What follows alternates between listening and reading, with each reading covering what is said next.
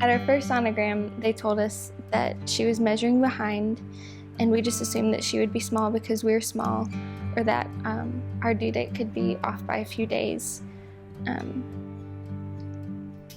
But at every sonogram, her due date kept getting pushed back further and further, and so by the end of our pregnancy, our midwives told us that we were no longer low risk and that there was a possibility for intrauterine growth restriction, which is where my placenta is not giving her enough nutrients to grow at the proper rate, and that we needed to see our backup doctor. Our doctor confirmed that she had intrauterine growth restriction, and that because she was so small that she may not be able to handle labor contractions well, and that it would be too dangerous to give birth at the birthing center. So he recommended that we give birth there at the hospital, where they could monitor her and make sure that she would be safe. So after our appointment, we cried and we prayed, and we felt that it wasn't just about a birth experience, but that the most important thing was that she was safe and that she was healthy.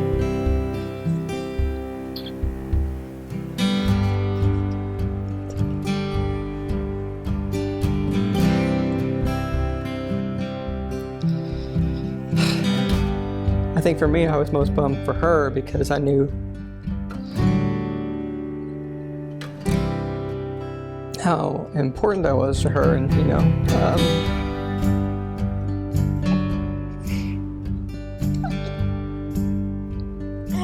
just kind of sucked that things weren't going as planned, but we had to consider what was most important, the experience or having a healthy baby, and obviously the choice was easy, so our doctor had recommended that we come in that night to the hospital to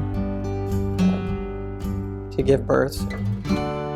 So we went home and we packed our bags, and we headed to the hospital that night and checked in at about 8 p.m. And then at about midnight, they induced me so that I could begin to attempt natural labor. Right before about 5 o'clock in the morning, we both get waken up to these nurses rushing in and getting Michael up on her hands and knees and just kind of freaking out that Nora's heart rate had dropped to the 60s for about 13 minutes. I had overheard them say, call a doctor right away. And, we woke up to a whirlwind of what the heck is going on. I remember Vince coming over to me and looking over at me and started just telling me everything was going to be okay, and started just praying peace over my body. And I just remember in that moment that the nurses looked at us and they just said, your baby's recovering fine, and they still needed to take us into surgery, but they didn't have to put me under. And that was really important, that I got to experience her birth. So at about 5 a.m. they rushed us into surgery, and I just remember not really knowing what to feel, but I never felt worried. I just always felt at peace that everything was going to be okay, and I was never concerned for her. I just always felt that she was going to be okay, and it didn't really faze me.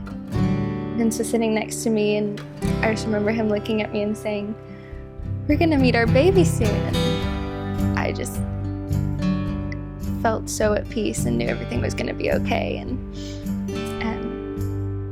then just a few minutes later, we heard her cry, and we just looked at each other and smiled. And then Vince got to go over and take her from them, and she was perfect and healthy and perfect little miracle. And he brought her over to me and put her face to my face, because that was the only way I could touch her. And I just remember her skin feeling so amazing. And she was so beautiful, and I couldn't believe she was our baby. I was like, that's our baby?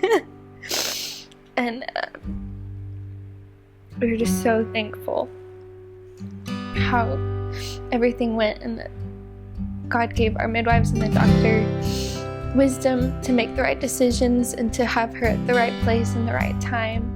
She actually weighed less than what the last sonogram projected that she was going to weigh. She was 4 pounds 15 ounces, and it said that she was like 5'7"-ish. Even though we didn't get the natural birth that we were planning for, we're just so grateful and thankful for how everything went, and we love our birth story, and she's our little miracle, and we've got the supernatural birth that I'd been praying for all along.